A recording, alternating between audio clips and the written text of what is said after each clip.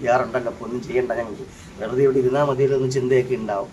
So അതുകൊണ്ട് ഈ PR എടുക്കുന്ന ആൾക്കാരോട് എനിക്ക് പറയാനുള്ളത്, നിങ്ങൾ PR എടുത്തോ, കാശ് വാങ്ങിച്ചോ, നിങ്ങൾ പണിയെടുത്തോ. പക്ഷെ ഈ PR വർക്ക് എന്നുള്ളൊരു ബലത്തിലാണ് അനുമോൾ വിജയിച്ചെന്നാണ് പൊതുവെ എല്ലാവരുടെ ഒരു ആദ്യം മുതലുള്ളൊരു കാര്യം.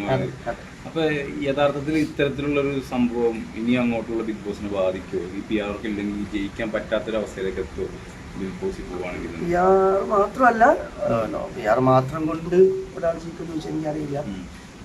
കളിക്കാനും വേണം, ഗെയിം നന്നായിട്ട് കളിക്കണം. ഒരു പരിധി വരെ എനിക്ക് തോന്നുന്നു ഒരു പരിധി വിടരുത്, അത്രേ ഉള്ളൂ. കാര്യം ഒരു പരിധി വിട്ട് കഴിഞ്ഞാൽ ചിലപ്പോൾ അവരുടെ ടാലൻറ്റിനെ പുറത്തു കൊണ്ടുവരാൻ പറ്റാതെ വരും. നമുക്ക് PR ഉണ്ടല്ലോ, അപ്പോൾ ഒന്നും ചെയ്യണ്ട, ഞങ്ങൾക്ക് വെറുതെ ഇവിടെ ഇരുന്നാൽ മതിയല്ലോ എന്ന് ചിന്തയൊക്കെ ഉണ്ടാവും. സോ അതുകൊണ്ട് ഈ PR എടുക്കുന്ന ആൾക്കാരോട് എനിക്ക് പറയാനുള്ളത്, നിങ്ങൾ PR എടുത്തോ, കാശ് വാങ്ങിച്ചോ, നിങ്ങൾ പണിയെടുത്തോ. പക്ഷെ അവരെ ടാലൻറ്റ് നഷ്ടപ്പെടുത്താതെ അവരെ നിങ്ങൾ എങ്ങനെ ഒരു അങ്ങനെ സപ്പോർട്ട് ചെയ്ത് കൊണ്ടുവരിക, അത്രേ ഉള്ളൂ. ഇതിൽ ഓൾറെഡി നമ്മൾ ഇപ്പോൾ ആൾക്കാർ എല്ലാവരും സംസാരിച്ചപ്പോൾ, പുറത്തു വന്ന ആൾക്കാർ സംസാരിച്ചപ്പോഴും ഒരു കാര്യം പ്രധാനപ്പെട്ട പറഞ്ഞാൽ, ഈ പുറത്തു നിന്ന് വന്ന ആൾക്കാർ മൊത്തത്തിൽ അനുമോളെ ടാർഗറ്റ് ചെയ്തു എന്നൊരു ഒരിക്കലും അങ്ങനെയൊന്നും ആരെയും ടാർഗറ്റ് ചെയ്തെന്ന് വന്നിട്ടൊന്നുമില്ല. ഞാൻ അത് പറയാൻ ആഗ്രഹിക്കുന്നത് എന്താണെന്ന് വെച്ച് കഴിഞ്ഞാൽ,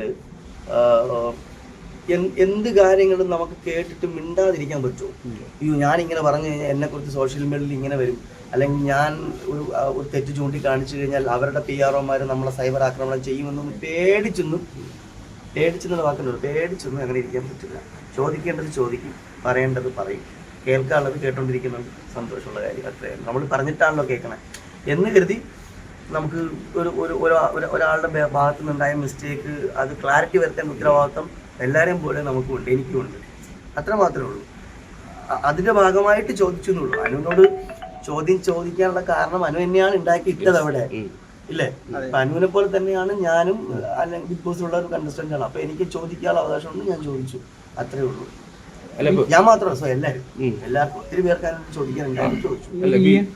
ഈ മുൻഷിച്ചേട്ടനോട് സംസാരിച്ചപ്പോൾ പറഞ്ഞത് റീ എൻട്രി വന്നതിന് ശേഷമാണ് അനുമോൾക്ക് വോട്ട് കൂടാൻ കാരണം. എല്ലാവരും ടാർഗറ്റ് ചെയ്യുമ്പോൾ സ്വാഭാവികമായിട്ട് ഒറ്റപ്പെടൽ അങ്ങനെ ഒരു സംഭവം ഉണ്ടല്ലോ, ഒറ്റയ്ക്ക് നിന്ന് പൊരുതി. അതും അനുമോള് ഒന്നിനും പ്രതികരിച്ചിട്ടുമില്ല അധികം. ചിലപ്പോൾ അത് അനുമോളുടെ സ്ട്രാറ്റജി ആയിരിക്കും, അങ്ങനെയായിട്ട് പറയാൻ പറ്റുള്ളൂ. അനുമോൾക്ക് നല്ല ഉത്തരം പറയാൻ അറിയാം, പക്ഷെ അനുമോൾ അവിടെ ഉത്തരം പറയാതെ മാമൂടി കിട്ടിയിരുന്നു. അതിപ്പം അനുമോൾ സ്ട്രാറ്റജി ആയിരിക്കും. ചേട്ടന് തോന്നുന്നുണ്ടോ ഈ റീ എൻട്രി നടത്തിയ ആൾക്കാർ അനുമോളെ തേജോധം ചെയ്യാൻ വേണ്ടി മനഃപൂർവ്വം ചെയ്യുന്നൊരു ഗെയിമാണെന്ന് ചേട്ടൻ തോന്നുന്നു?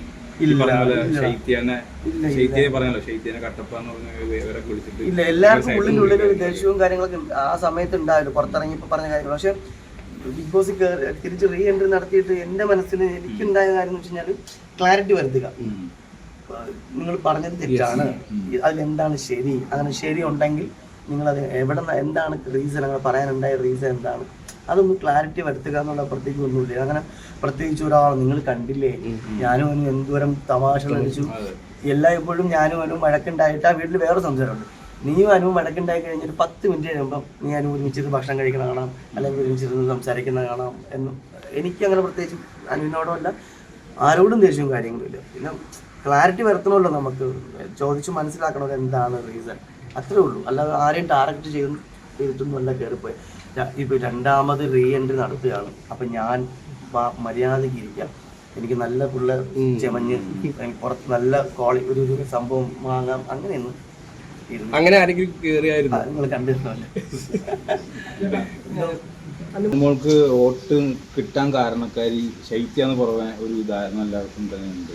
ശൈത്യ ചതിച്ചു എന്നൊക്കെ ഉള്ളൊരു സംസാരിക്കുന്നുണ്ട്. ഇതിനോടൊക്കെ യഥാർത്ഥത്തിൽ എന്താണ് സംഭവിച്ചത്? ഇതിലെന്ത് സംഭവിച്ചില്ല, അത് ഇവർ നല്ല സുഹൃത്തുക്കളാണ്. ഈ പറയുന്ന ശൈത്യാണെങ്കിലും അങ്ങോട്ടും നല്ല സുഹൃത്തുക്കളാണ്. അവർക്കിടയിൽ അങ്ങോട്ടും ഇങ്ങോട്ടും എന്തെങ്കിലുമൊക്കെ ഒരു വഴക്കുകളും കാര്യങ്ങളും ഉണ്ടായിട്ടുണ്ടാവാം. പക്ഷെ അതിനെ പറയുന്ന ബുദ്ധി ചതിച്ചു എന്നൊക്കെ പറഞ്ഞ് മോശമാക്കി എനിക്ക് ഭയങ്കര താല്പര്യമില്ല കാര്യം സംസാരിക്കാനായിട്ട്. മൊത്തത്തിൽ ഗെയിം കഴിഞ്ഞു, നിങ്ങൾ ആലോചിച്ചു, ഗെയിം കഴിഞ്ഞു. എല്ലാവരും ഇന്നലെ വളരെ സന്തോഷത്തോടു കൂടി എല്ലാവരും നിന്നും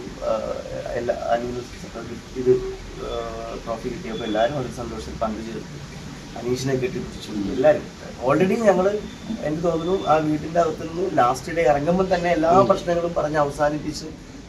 എനിക്ക് തോന്നുന്നു ഇങ്ങനൊരു സീസൺ ഉണ്ടാവില്ല, ഇതിന് മുമ്പ് ഇറങ്ങി ഒരു സീസൺ ഇങ്ങനെ ഉണ്ടാവില്ല. എല്ലാവരും അങ്ങോട്ടും ഇങ്ങോട്ടും അവരോട് ഉണ്ടായ പ്രശ്നങ്ങളും വിഷമങ്ങളെല്ലാം പറഞ്ഞ് അവസാനിപ്പിച്ചിട്ടാണ് ബിഗ് ബോസിനോട് വിട പറഞ്ഞിറങ്ങിയിട്ടുള്ളത്.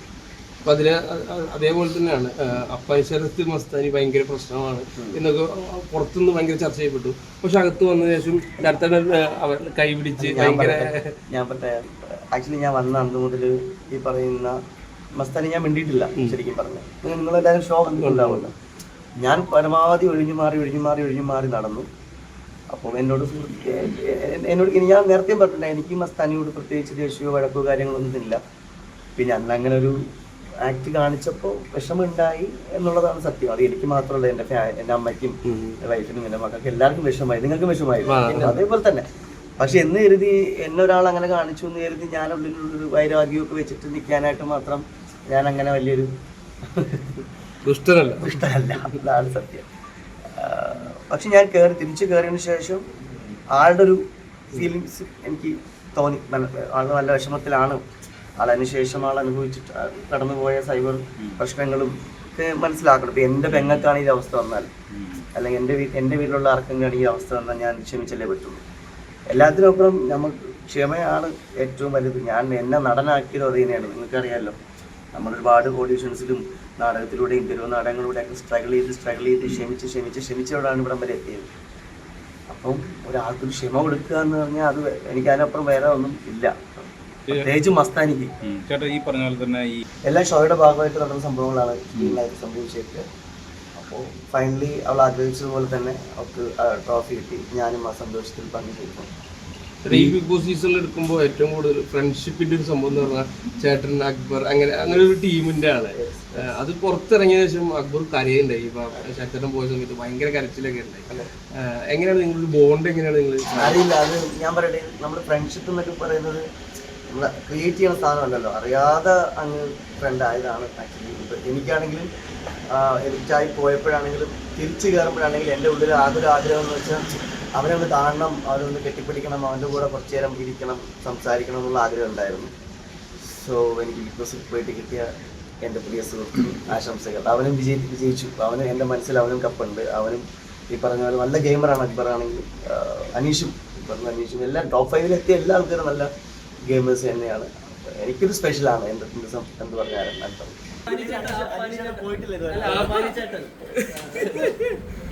ചേട്ടാ പൊളിച്ചടിക്കപ്പോ ഇത് ഇന്നലെ ഫിനാലെ തകർത്തു. അടിപൊളിയായിരുന്നു. നിങ്ങൾ കണ്ടില്ലേ? അടിപൊളി, സൂപ്പറായിരുന്നു. ചെത്തുടുക്കിലാണുള്ള ഡ്രസ്സുകളെല്ലാം. Thank you. ഇനിയിപ്പോ നാട്ടിലാണ് ബാക്കി? കൊച്ചിയിൽ പോകും. ഫ്ലൈറ്റ്. ഓക്കെ. നാട്ടുകാരെല്ലാം വെയിറ്റ് ചെയ്യുന്നുണ്ടോ? ഓൾറെഡി ഞാൻ നെക്സ്റ്റായി പോയത്. എന്തായാലും ഫ്രണ്ട്സൊക്കെ ഉണ്ടാവും. നമ്മൾ ഇഷ്ടപ്പെടുന്ന ആൾക്കാരും ഉണ്ടല്ലോ, എന്തായാലും അവരുണ്ടാവും അവിടെ എയർപോർട്ടിൽ. അപ്പോൾ അവരെ കാണാൻ വേണ്ടി പോകും.